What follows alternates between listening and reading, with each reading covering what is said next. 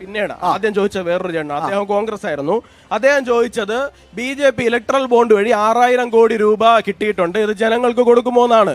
303 MPമാരുള്ള പാർട്ടിയായ BJPക്ക് 6000 കോടി രൂപ electoral bond വഴി കിട്ടിയിട്ടുണ്ട്.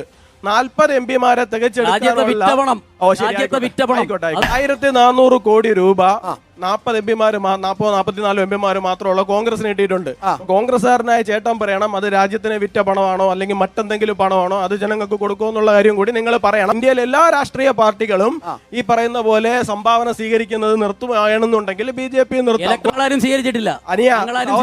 സഹോദര, ഈ ഒരു ബോണ്ട് സ്വീകരിച്ച ആരെങ്കിലും ഒരു ബേക്കറി തുടങ്ങി അതിന്റെ മുമ്പ് കൊടി കൊണ്ട് കുത്തി വെച്ചിട്ട് അത് പൂട്ടിക്കാൻ നിൽക്കുന്നവർക്ക് ബോണ്ട പോലും കിട്ടൂല. പിന്നെ അല്ലേ ബോണ്ട് കൊടി പിടിക്കുന്നതിന് ഒരു അന്തസ്സ് വേണം. കാരണം സാധാരണക്കാരന്റെ പ്രശ്നങ്ങളിൽ ഇടപെടുന്നവർക്ക് മാത്രമല്ലേ കൊടി പിടിക്കാൻ പറ്റൂ. പാർട്ടിക്ക് കൊടി പിടിക്കാൻ പറ്റുമോ? കാരണം രാജീവ് ചന്ദ്രശേഖരന് തന്നെ കൊടി പിടിച്ച് പരിചയമില്ല.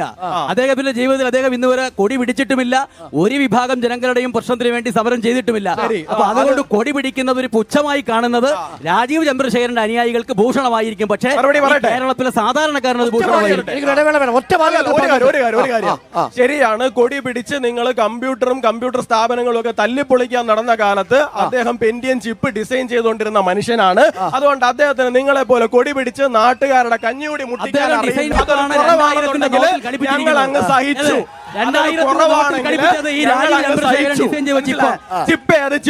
അറിഞ്ഞുകൂടാത്തവരോട് നമ്മളിപ്പോ ചോദ്യമുണ്ട്. രാജീവ് ചന്ദ്രശേഖരനെ താഴെത്തട്ടിലുള്ള ആളുകൾക്ക് അറിയില്ല എന്നാണ് ചില ആളുകൾ പറയുന്നത്. ഗോകുൽ അരുൺകുമാറേ, ഈ കൂട്ടത്തിൽ എത്ര പേരുണ്ടാവും? ഒരു 50 പേര് 100 പേര് അത്രേ ഉള്ളൂ. വോട്ടെണ്ണി കഴിയുമ്പോൾ നിങ്ങൾക്ക് മനസ്സിലാവും രാജീവ് ചന്ദ്രശേഖരനെ ആൾക്കാർക്ക് അറിയാമോ അറിയല്ലോ. രണ്ടാമത്തെ കാര്യം, ഇവിടെ 2 മുന്നണികളും ചേർന്നിട്ട് കോൺഗ്രസ്സുകാർ റിസോർട്ടിൽ പോവും, കോൺഗ്രസ്സുകാർ BJP പോകും എന്ന് പറയുകയാണ്. CPM-കാരനോട് ഞാൻ ഒരു കാര്യം ചോദിച്ചോട്ടെ. കോൺഗ്രസ്സുകാര് ശരി തന്നെയാണ്, ജയിച്ചു കഴിയുമ്പോൾ കുറെ പേര് റിസോർട്ടിലും കുറെ പേര് BJP-യിലും ഒക്കെ എത്തുന്നുണ്ട്. അത് സംഭവം സത്യം തന്നെയാണ്, ഇല്ലാന്നൊന്നും ഞാൻ പറയുന്നില്ല. കൈയടിക്കേണ്ട, കരയേണ്ടി വരും. ഈ രാജസ്ഥാനിലും മധ്യപ്രദേശിലും ഗുജറാത്തിലും ഒക്കെ കാലങ്ങളായിട്ട് കോൺഗ്രസ് തോറ്റിട്ടും കോൺഗ്രസിന് 10-30% വോട്ട് അവിടെയുണ്ട്. 2017 ത്രിപുരയിൽ തോക്കുമ്പോൾ നിങ്ങൾക്ക് 42% വോട്ടുണ്ട്.